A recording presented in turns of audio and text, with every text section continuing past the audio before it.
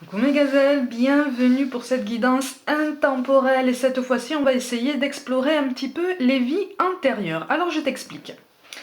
Je ne fais pas, contrairement à beaucoup, je ne fais pas de guidance avec des tas de cartes au choix parce que je pars du principe que si tu tombes sur cette vidéo, c'est que tu as potentiellement un message à recevoir. Alors tout ne résonnera pas pour toi forcément, c'est tout à fait normal, ça reste une guidance générale, mais il y a forcément un tout petit morceau, ne serait-ce qu'un tout petit morceau, qui est pour toi et qui pourrait t'aider à comprendre ta vie actuelle. En fait, au niveau des vies antérieures, on a tous des âmes plus ou moins vieilles, ça je pense que tu le sais déjà. Et en fait, on a tous, par rapport à notre incarnation actuelle, une vie antérieure plus influente que les autres. D'accord? Peut-être au niveau d'un nœud karmique personnel, un nœud karmique avec quelqu'un. Donc on ne s'enferme pas, ici, dans cette guidance-là, on ne s'enferme pas dans des schémas de flammes jumelles dans une vie antérieure ou de nœuds karmiques dans une vie antérieure avec quelqu'un en particulier. Non. Là, c'est beaucoup plus large. C'est vraiment pour t'aider à comprendre ou en tout cas te donner des pistes de réflexion, voire même idéalement des réponses ou des débuts de réponses pour comprendre peut-être ce qui bloque en toi dans ta vie. Mais on peut être sur une phobie personnelle, on peut être sur une phobie sociale, on peut être sur une difficulté à gérer les émotions, on peut être sur une douleur physique chronique par exemple, tu vois. Voilà, ça reste, le panel n'est pas complet, c'est pas exhaustif, hein, mais ça peut te donner des pistes de réflexion pour comprendre tout ça, d'accord? Donc c'est une guidance générale, je tiens quand même à préciser. C'est pas parce que par exemple dans cette vie-là tu es une femme que dans une vie antérieure tu étais une femme. Tu peux avoir été un homme. Et inversement, hein? D'accord? Donc on va essayer de voir parce que je peux dire il ou elle, mais ça n'a aucune importance en ce sens que c'est vraiment le fond du message qu'il faut vraiment comprendre. Hein. Bon, ok. Bon, moi, j'ai l'impression qu'en fait, là, il ressort une difficulté de terminer quelque chose. Moi, pour moi, c'est comme si en fait tu avais été en pleine ascension là dans une vie. Comme si tu avais été en pleine ascension. On me parle d'émancipation, mais c'est même plus vieux que cette période où on a commencé à parler d'émancipation. C'est beaucoup plus vieux que ça. Hein. C'est plus vieux que ça, mais il y avait beaucoup de violence quand même. Hein. Et c'est une émancipation que tu n'as pas eu l'occasion de vraiment mettre en place, ou en tout cas une émancipation dont tu n'as pas pu profiter. Mais c'est comme si tu avais été comme un fer de lance, tu vois, pour une communauté, un fer de lance peut-être pour un groupe ou quelqu'un de ta famille. Et c'est comme si aujourd'hui, en fait, tu pouvais être, par exemple, dans cette frustration de ne pas forcément pouvoir t'épanouir. J'ai l'impression qu'aujourd'hui, tu n'as pas forcément l'impression de t'épanouir dans ta vie parce que tu as potentiellement un parent à charge ou peut-être un autre membre de ta famille ou il y a quelqu'un dans ton entourage proche qui te donne l'impression, malgré lui, malgré elle, de te brider en fait, de te brider dans ton potentiel créatif, dans ton pouvoir d'émancipation. C'est comme si tu voulais déployer tes ailes mais en même temps tu as peur. Donc tu restes dans ce schéma-là, tu restes dans quelque chose que tu connais. Et donc du coup tu restes dans un genre de frustration un petit peu latente comme ça. Là dans une vie antérieure tu n'as pas pu terminer ton travail. Il y a une personne en particulier, il y a une énergie féminine en particulier qui a repris le flambeau, si je peux dire ça comme ça. Mais j'ai l'impression de dire ça même au sens propre. C'est bizarre. C'est bizarre. Mais il y avait comme une connexion avec cette personne, comme une complicité. Peut-être qu'on peut entrer pour certains d'entre vous sur une notion de gémellité. Tu vois, peut-être que tu avais une jumelle, quelque chose comme ça. Mais il est vraiment question d'émancipation, de quelque chose ça t'a fait exploser en plein vol en fait. Hein. Enfin, on s'est arrangé en fait pour que tu... On me parle de fatalité, mais la fatalité, si tu veux, a bien arrangé les énergies basses qui étaient autour de toi et qui ne voulaient pas voir ton évolution, tu vois. Mais tu as joué un rôle prédominant en fait, tu as joué un rôle capital dans la prise de conscience de quelqu'un. Il y a quelqu'un qui a voulu potentiellement se venger en fait de ta disparition en reprenant ton flambeau, en reprenant ta suite. C'est comme un héritage culturel. Tu es peut-être dans cette vie d'ailleurs très attaché justement à cet héritage culturel, au lien familial, hein, au lien sanguin. Ou tu es très proche d'une amie qui est pour toi comme une sœur en fait. Hein, mais c'est comme si c'était évident. Comme si cette connexion était évidente, comme si elle avait été immédiate, tu vois.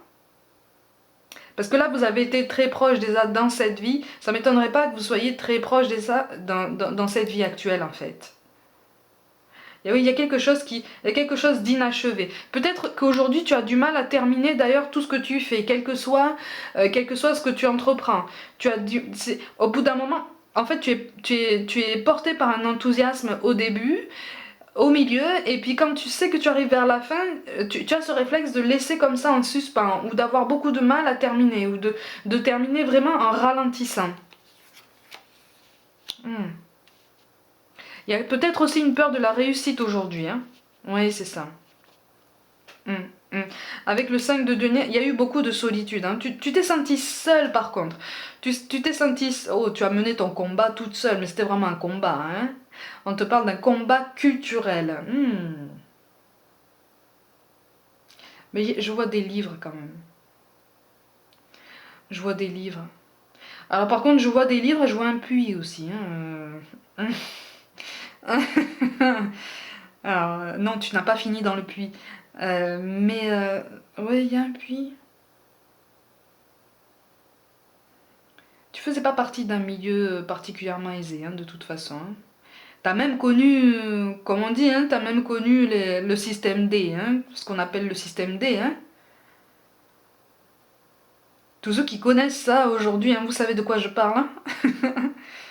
Oui, oui, mais c'est ça aussi. C'est ton, c'est ta, c'est. Il y avait une histoire de conditions aussi, de conditions sociales plus ou moins marquées. Mais il y a quelque chose. Moi, je vois de la terre battue quand même. Je vois un puits et de la terre battue. Il y a des enfants. Il y a beaucoup, beaucoup d'enfants par contre. Il y a beaucoup d'enfants. Il y a une personne au milieu de ces enfants. Peut-être que c'est toi.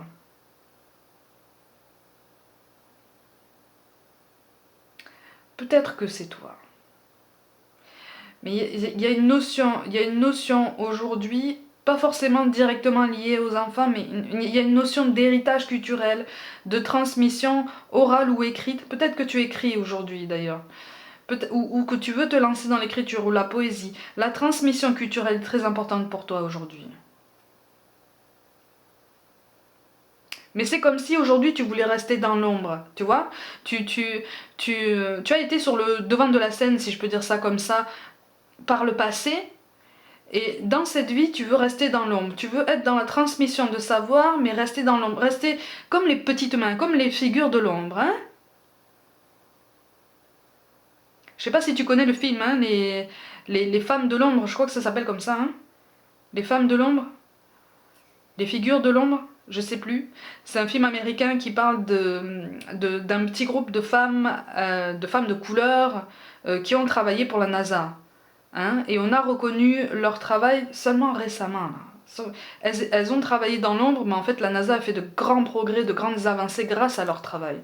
Tu vois et l'une d'entre elles s'est battue pour passer son diplôme. Elle était mère de famille, elle était mariée, elle a passé son diplôme, elle a continué à travailler là-bas, à être reconnue.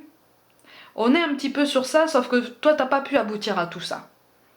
Tu vois toi, on est vraiment sur une vie encore plus en avant. Mais tu aspirais au changement, tu voulais incarner le changement, tu étais presque visionnaire en fait. T'étais... Moi je vois une énergie féminine en fait. C'est comme si on te disait, c'est comme si on t'avait vu comme dangereuse. Parce que c'est comme si tu donnais l'impression en fait de voir dans le futur, d'avoir des pouvoirs justement de clairvoyance. Et moi, je ressens un tempérament très brut de pomme. À un moment donné, t'as pas eu peur de t'exprimer. Tu t'es exprimé, tu as dit les choses comme elles étaient, ça a fait peur. Ça a fait peur, on a eu peur là. On a eu peur, on s'est dit qu'est-ce que c'est que cette petite nana qui parle là. Oui, on n'a pas voulu te croire. Et pourtant, j'ai l'impression qu'en fait, ouais, il y avait un pouvoir, il y avait une prédisposition, il y avait une clairvoyance et il y avait une pleine conscience sur la nécessité de s'élever, la nécessité de transmettre. On me parle de transmission orale, il y a quelque chose qui était très important pour toi à ce moment-là. Et c'est comme si toi-même, tu avais été éduqué avec l'enseignement, et là je ressens une énergie masculine ancienne, comme un grand-père ou peut-être, allez je vais le dire, hein, peut-être le sorcier du village, ou il y a un lien, il y a une connexion, pas forcément familiale avec cette personne, il y a un lien avec cette personne en termes de transmission orale, il y a quelque chose de très intéressant là. C'est comme si toi-même tu avais voulu mettre à l'honneur ce savoir, mais cette personne ne t'a pas suivi même, parce que cette personne était déjà fatiguée, elle appartenait même déjà à une autre génération que la tienne, hein, de toute façon, et il t'a transmis ce savoir parce que tu étais déjà spécial, parce qu'on me disait, elle est spéciale, elle est pas comme les autres. C'est aussi pour ça que tu as été beaucoup rejeté.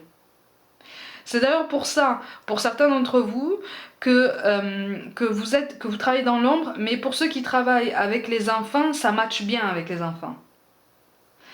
Ça matche bien parce qu'ils sont spontanés, parce que quand tu sais comment fonctionnent les enfants, hein, c'est oui, c'est non, c'est bon, c'est pas bon.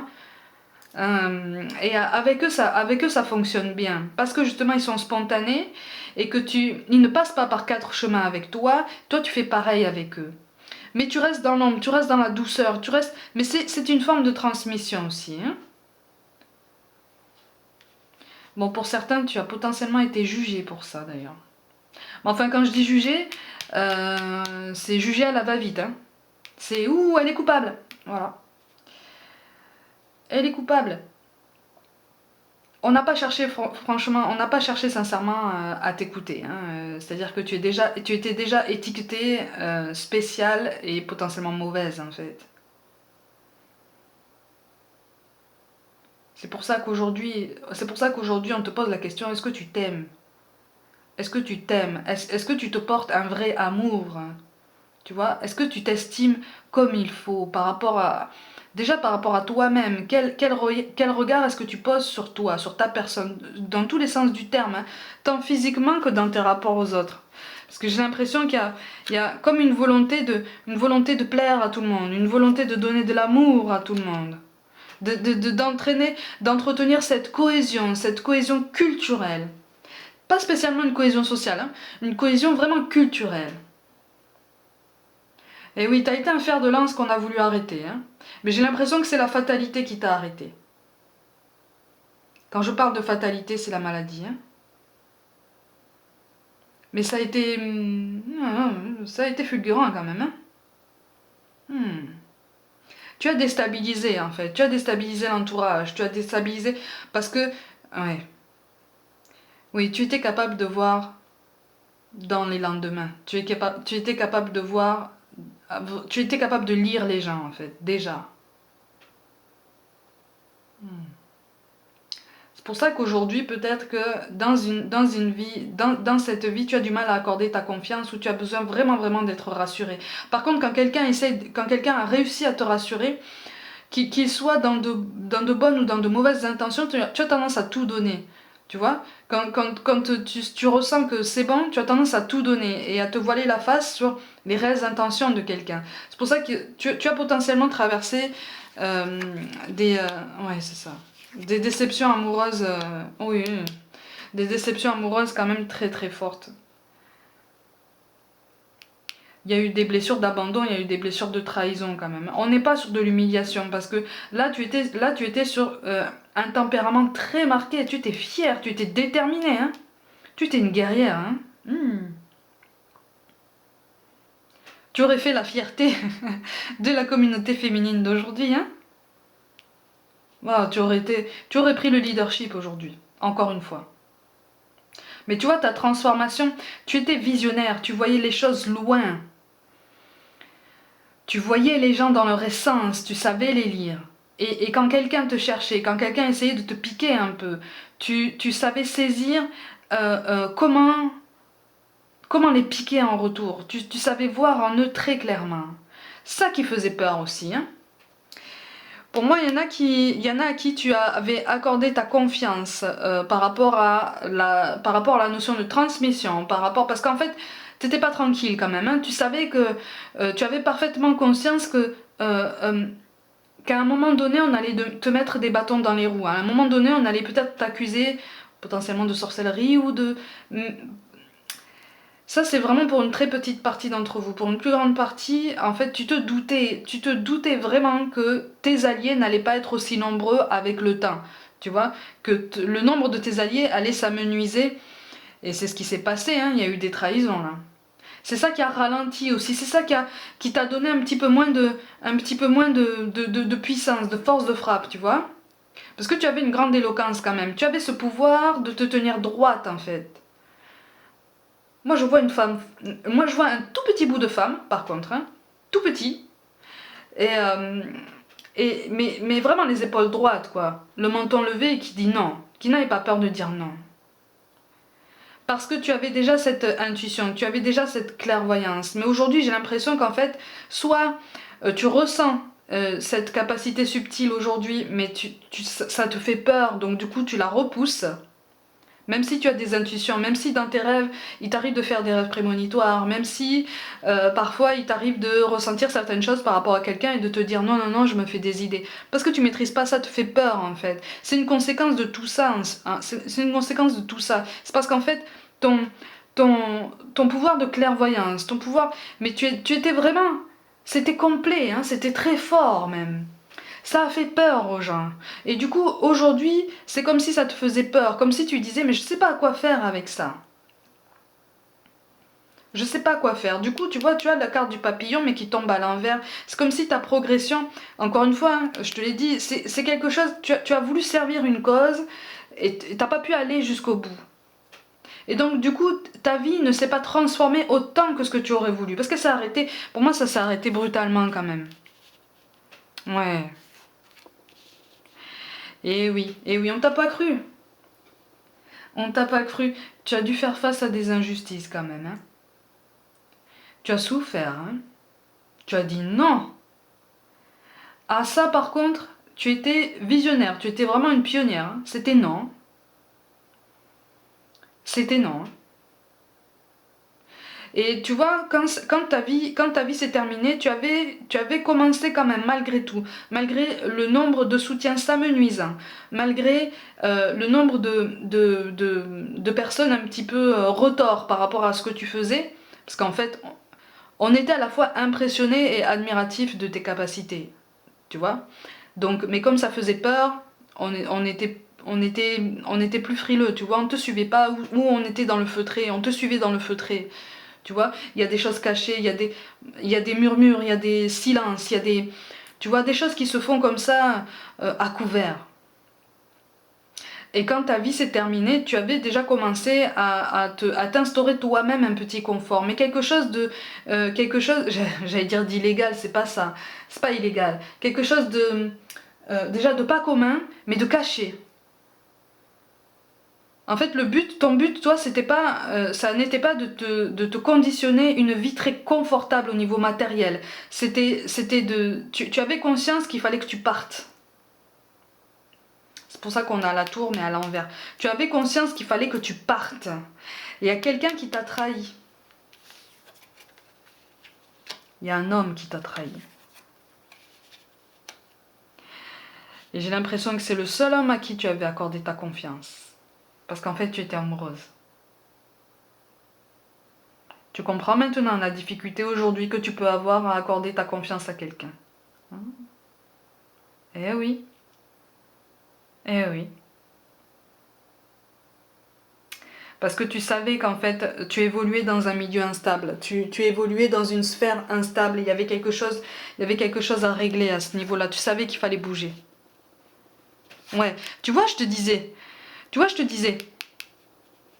Il y a une énergie féminine qui a voulu reprendre ton flambeau, tu vois. Mais tu as été trahi par un homme. Tu étais très amoureuse de cet homme. Attention, hein. Tu étais perdue, hein. C'était le seul homme, c'était la seule personne qui parfois te faisait croire que il était peut-être nécessaire que tu abandonnes tes causes, que tu abandonnes tes capacités, ou en tout cas que tu les mettes en sommeil pour lui. Tu vois? Et regarde ce qui tombe. Le passé. Ça tombe à l'envers. Aujourd'hui, tu as du mal. Tu as du mal à faire confiance. Tu as du mal à... Et tu as du mal à faire preuve de clairvoyance. Tu as du mal à écouter ton intuition. Ou en tout cas, tu essayes. Tu essayes. Parfois, en fait, tu as tellement souffert dans cette vie actuelle de chagrin d'amour que tu commences à prendre conscience de la nécessité d'écouter ton intuition, la nécessité d'écouter les signaux de ton intuition, de tes capacités subtiles, de ton corps par rapport à quelqu'un. Mais par contre, par rapport aux enfants, c'est spontané, ça match de suite. Mais j'ai l'impression que malgré tout, t'en as pas eu. Tu vois? T'en as pas eu. Il y a quelque chose qui s'est... Il y a quelque chose... T'as pas eu l'occasion d'avoir des enfants. C'est aussi pour ça. Et ça t'a fait souffrir aussi. Ça t'a fait souffrir aussi parce que tu avais peur. Tu avais conscience que si tu avais des enfants, on allait les faire souffrir à cause de toi. Et donc tu t'es un peu sacrifié, tu vois. C'est peut-être qu'aujourd'hui, c'est pour ça qu'aujourd'hui, soit tu es dans le désir où tu as fondé une famille nombreuse, ou t'as pas encore d'enfants, où il y a peut-être un souci biologique à ce niveau-là, une petite aide médicale, mais si tu travailles avec des enfants, ça match de suite, ça fonctionne très très bien. Tu vois, regarde. On a le 2 de denier. En fait, tu t'es senti seul, tu t'es senti à part. On t'a montré du doigt. Hein. On t'a montré du doigt. Ouais. Et cet homme qui t'accompagnait, moi je le vois charismatique en fait. Je le vois très, très charismatique, regarde. Tu vois, on a le 3 de denier. T'aurais presque tout fait pour lui. T'aurais presque tout abandonné. Hein. Ça, c'est toi. La reine de denier. Tu étais dans la maîtrise de ta vie. Tu étais dans la prise en main de ta vie. Tu étais... Ouais, dans le... C'était puissant, quoi. Tu avais une aura. Dans tous les sens du terme, tu avais une aura explosive. Et par contre, tu avais beaucoup de détracteurs. Dont l'homme que tu aimais, hein. Eh oui. C'est pour ça qu'aujourd'hui on te dit, de ne pas avoir peur. Tu vois, ça c'est la carte du renouveau, c'est la carte du nouveau départ. C'est pour ça que là on te dit de ne pas avoir peur en fait, de prendre des engagements, d'assumer, de t'affirmer, affirmer tes choix sur tous les plans d'ailleurs. Affirmer tes préférences. C'est comme si en fait là, dans cette vie, tu t'inscrivais beaucoup dans la complaisance parce que tu veux pas vraiment déborder, tu veux pas vraiment sortir des lignes quoi. Même si tu en as très envie, même si tu te sens étriqué. Hein. On te met aussi la pression, hein, quelque part. Ou on te fait culpabiliser. Ouais, c'est ça. Avec le roi de denier. Oui, alors là, aujourd'hui, tu as du mal à faire confiance, effectivement. Ou en ce moment même, tu dois faire face à une rupture ou aux conséquences d'une rupture qui te font encore très mal. Encore très mal. Parce qu'avec le 9, tu vois, avec le 4 de coupe, tu t'es vraiment recentré sur toi. Tu as vraiment cru en ton potentiel. Tu as été une force de la nature dès le début. Mais avec le 9 de coupe, de toute façon, c'est cet homme-là. Tu vois, le 9 de coupe qui apparaît en plus à côté du roi de denier. C'est cet homme qui avait presque réussi à te faire abandonner ça. Tu vois, il avait un attachement par rapport à toi. Il était quand même assez attaché à toi. Il aurait voulu en fait t'inscrire dans une case. Vraiment faire sa vie avec toi, des enfants. Parce que c'était dans l'ordre des choses en fait. Toi, tu étais une rebelle avant l'heure. Mais bien avant l'heure. Tu as été montré du doigt. Tu as été mise à l'écart. Ça t'a fait souffrir quand même. Même si tu as été très solide. Tu as été courageuse jusqu'au bout. déterminé. Aïe, aïe, aïe, aïe, aïe. Il y a un tempérament de feu qui ressort là. Par contre, je vois une pièce sombre. Il y a une pièce sombre dans tout ça. Tu vois, regarde, on te parle de quoi? De volcan. Ça, c'est toi, ça. Et oui, ça, c'est toi. La confiance, le sacrifice, et voilà. Et les idées. C'est ce que je viens de te dire. Ça, c'est toi, le volcan. La confiance, c'est toi, avec la lune décroissante en fruit. C'est-à-dire que tu as réussi à mettre en place un héritage culturel. Tu as réussi à prendre ce rôle pivot dans ce projet que tu avais, parce que tu avais déjà une vision très avancée, en fait, des générations suivantes, tu vois. Le sacrifice, c'est toi. Aïe, aïe, aïe. Le sacrifice aussi, c'est, tu vois cet arbre sec. Tu vois cet arbre sec là, qu'il y a à côté de la demoiselle. C'est ton renoncement à avoir des enfants. Où tu as dans cette vie perdu ton enfant, peut-être avant qu'il vienne au monde. Et même si c'était courant, même si tu avais une sensibilité et une clairvoyance tellement aiguisée que ça t'a brisé en fait. Ça t'a brisé et c'est comme si tu avais ramassé tous ces morceaux-là pour te reconstruire, pour te solidifier et dire maintenant stop. Maintenant stop. C'est pour ça, tu vois, avec le croissant de lune, avec les pouces et la notion d'idée. Tu as été porteuse de vision, mais dans tous les sens du terme. Tu as été porteuse d'un futur. Mais un futur subtil et pas un futur physique. C'est-à-dire que pour moi, t'as pas pu avoir d'enfant là, tu vois. Donc tu n'as pas porté le futur. Ça t'a fait mal au cœur, ça t'a brisé ça. C'est pour ça que je te dis qu'aujourd'hui avec les enfants, ça fonctionne bien. D'ailleurs, on t'encourage à continuer. Si tu travailles dans ce milieu-là, on t'encourage à continuer. Tu vois, tu as dû faire face à des luttes pour un progrès. Mais par contre, avec la carte de Jupiter, tu vois, regarde. Tu as mené ta barque, malgré tout. Malgré tout. Ta fin a été douloureuse, elle a été brutale, elle a été silencieuse aussi. C'est comme si... Enfin, silencieuse. C'est un secret connu de tous. Hein. En fait, on savait que tu n'allais pas bien, on savait que tu étais malade. On savait que là, c'était la fin. Et quand on l'a su, voilà, c'est fini, quoi. Tu vois? On est passé à autre chose, tu vois. C'est comme si tu étais un élément à rentrer dans une case, enfin, tu vois. Ah, ça y est, elle est partie, c'est bon. Mais pour moi, tu étais sur un départ. Tu étais en train de préparer un départ géographique. Et potentiellement sans l'homme dont tu étais amoureuse. Tu étais perdue, tu lui as donné tout ton cœur. Tu lui as donné tout ton cœur. Et en fait, tu étais en train de prendre conscience que tu étais en train de te perdre, en fait. Voilà mes gazelles pour cette guidance sur les vies antérieures. J'espère t'avoir aidé à trouver un début de réponse. Dis-moi en commentaire, n'hésite pas à me dire ce que tu en penses au niveau des conséquences sur ta vie actuelle, sur ce qui résonne vraiment de façon particulière pour toi. Comme d'habitude, pour toute guidance personnelle, envoie-moi un mail, abonne-toi à ma chaîne, mets des pouces bleus, like, commente, partage mon travail en masse si le cœur t'en dit. N'hésite pas, je t'invite. Suis-moi aussi sur Facebook et puis aussi sur Instagram où je propose des petites guidances au quotidien. Je ferai d'autres guidances sur les vies antérieures, peut-être sur des points beaucoup plus précis. Je t'envoie tout mon soutien et je te dis à très vite.